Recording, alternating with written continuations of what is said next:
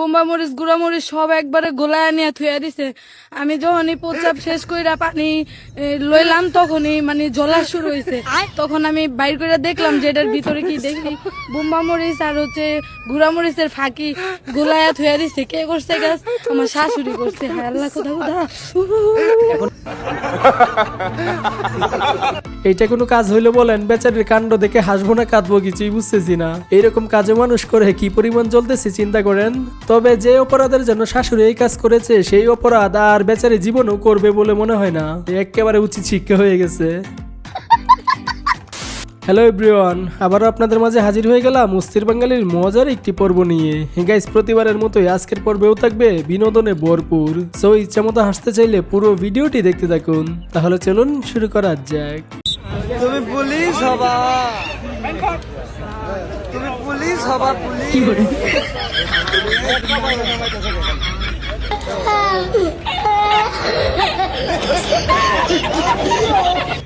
তুমি পুলিশ হবা।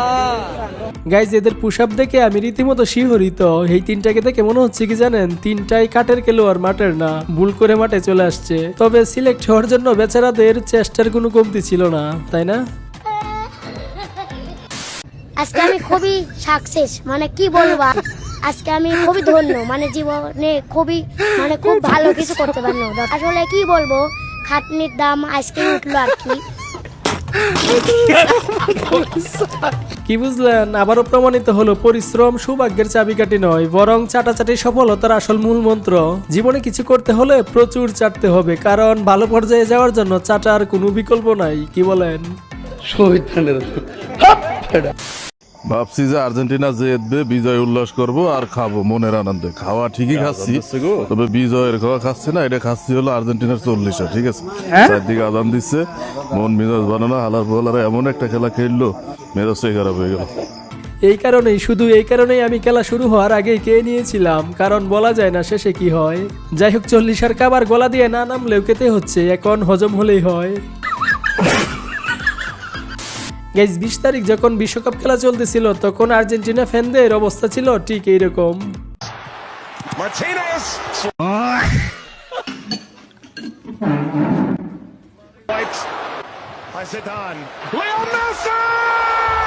ডিপ্রেশন।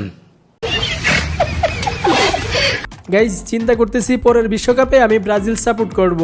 শুরুতেই বাদ, কোনো টেনশন নেই। কি বলেন? বিয়ের পর স্বামীকে পছন্দ না হওয়ায় পুরুষ সেজে পালালেন স্ত্রী। ছেলে সেজে দিব্যি ঘুরে বেড়াচ্ছিলেন এ নববধূ। ছোট চুল, শার্ট প্যান্ট দেখে বোঝার উপায় নেই এটি কারো নববধূ। বড় চুল কেটে ছেলে সেজে ঘুরে বেড়ানো স্ত্রীকে নিজেও চিনতে পারেননি স্বামী। নিখোঁজের বেশ কয়েকদিন পর চালচলন দেখে সন্দেহ হলে পুলিশ হেফাজতে নেওয়া হয় এ নারীকে। এরপরই জানা যায় তার আসল পরিচয়। শুনে অবাক হলেও গত শনিবার বিকেলে পুরুষ বেশে ধরা পড়লেন সদ্য বিবাহিত বৃষ্টি নামের এ নারী। বিশ্বাস করেন গাইজ, প্রথমে ওরে দেখে আমি ছেলেই ভেবেছিলাম, পরে সাংবাদিকের কথা শুনে বিষয়টা ক্লিয়ার হলো। আসলে সব দুষ নাপিতের, নাপিত হালায় এমন কাটিং দিয়েছে বুঝার কোনো উপায় নেই কে নারী কে পুরুষ। তবে যাই বলেন, ছেলে সাজে ওরে কিন্তু দারুণ লাগছে, আর হাসিটাও কিন্তু মারাত্মক। এই হাসির উপর যে কোনো মেয়ে ক্রাশ খেয়ে যাবে, তাই না?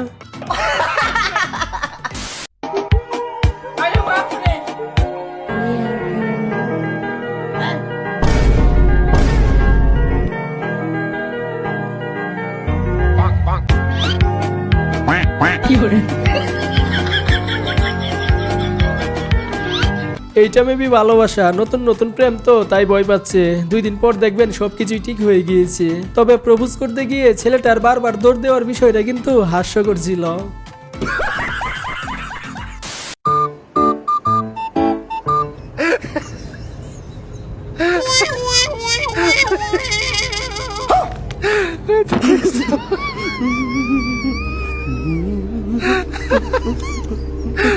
আম্মু কি করো?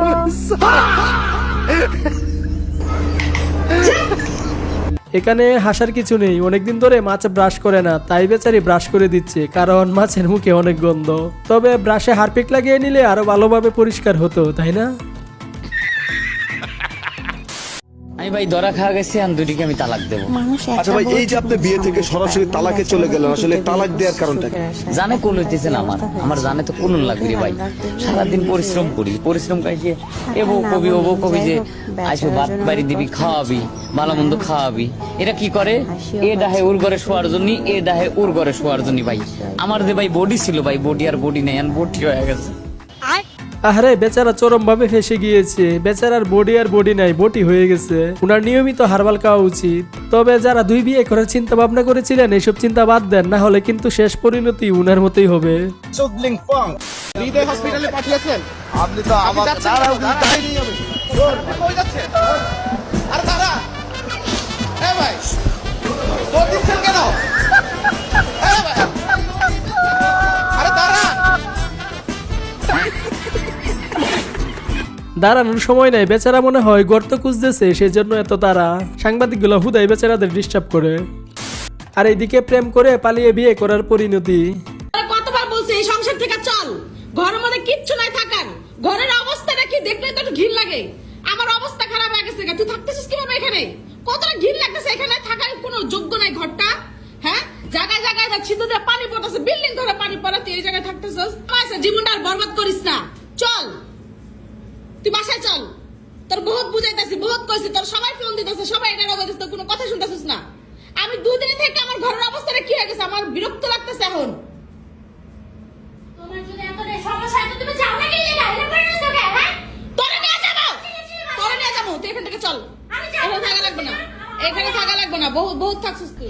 কি ভালোবাসা দেখছেন? আমি বুঝি না এদের এত ভালোবাসা কই থেকে আসে। আসলে প্রথম কিছুদিন সবকিছুই ভালো লাগবে, তারপর যখন আবেগ কেটে যাবে, ভালোবাসা জ্বালানা দিয়ে পালাবে, তখন আর কিছুই করার থাকবে না, এটাই বাস্তব।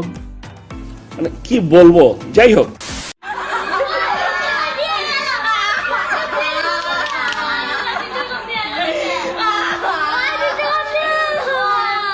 আরে এরা কারা? কোত্থেকে এলো?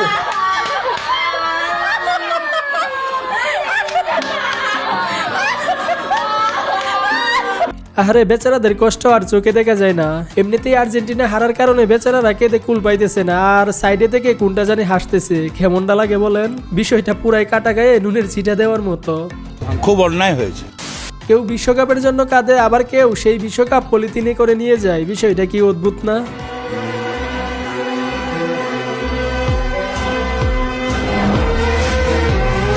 আশ্চর্য।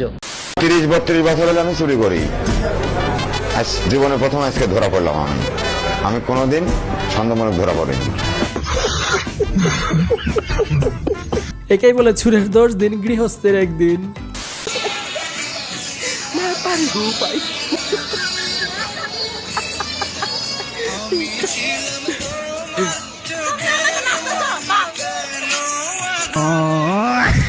যে যতই মিম ট্রোল করেন না কেন, দিন শেষে আসলে এদের জন্য কিন্তু খারাপ লাগে।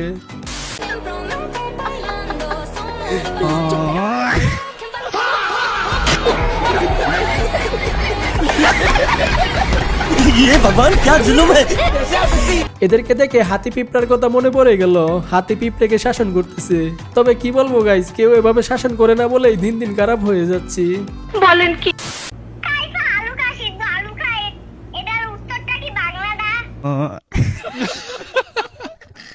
কাইফা হালুকা সিদ্ধ হালুকা, এটার উত্তর হলো, এটার উত্তর কিতা?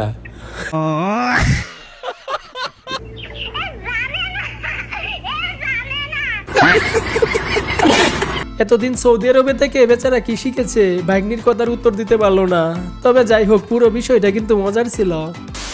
মানে আমাদেরকে ছাত্র ছাত্রীদেরকে মুরগি বলা হয়েছে, তাহলে আমি পুরুষ, আমি তো মোরগ। কক কক কক কক কক কক কক কক কক কক কক। ওরে বাইরে ভাই, এত দেখি হান্ডাওয়ালা মুরগ। এই মুরগটাকে যেভাবেই হোক চিড়িয়াখানায় রাখতে হবে, না হলে এরকম বিরল প্রজাতির মুরগ আর পাওয়া যাবে না। তবে মুরগটা মারাত্মক পোল্ট্রিবাজ, যখন যেদিকে জল গড়ায় সে সেদিকেই চলে যায়। শুনলাম তুমি নাকি জোরে গাড়ি চালাও। কেন যদি গাড়ি চালাও? তোমার যদি কিছু হয়ে যায় তাহলে আমাদের কি হবে? গাড়ি আস্তে চালাবা, বুঝলাম? বোঝো নাই? আরেকদিন যদি দেখেছি গাড়ি জোরে চালাতে, কেলিয়ে সোজা করে দেবো। এই যে বাইকার ভাইয়েরা এখন থেকে গাড়ি সাবধানে চালাবেন, না হলে কিন্তু কেলিয়ে সোজা করে দিবে। তো ধন্যবাদ আপনাকে পুরো ভিডিওটি দেখার জন্য। ভিডিওটি ভালো লেগে থাকলে একটি লাইক দিন, আর আমাদের পরবর্তী সকল ভিডিওগুলো দেখতে চাইলে আপনি আমাদের চ্যানেলটিকে সাবস্ক্রাইব করে রাখতে পারেন।